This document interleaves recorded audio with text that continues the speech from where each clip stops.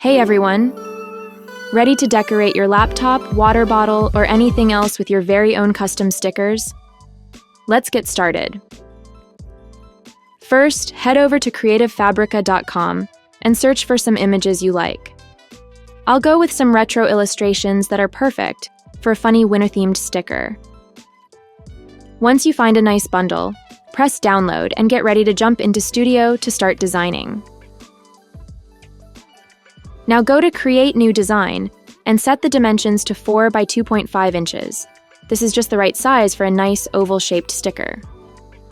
Next, go to the Elements tab and select a round shape to use as the background. Upload some of the images you downloaded by dragging them in and placing the ones you like best onto the canvas.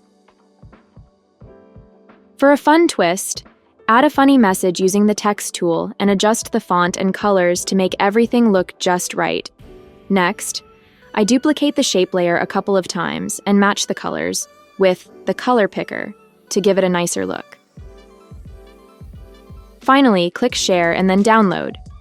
Choose the Remove Background option and save your sticker as a PNG. And there you have it, a custom winter-themed sticker ready to go.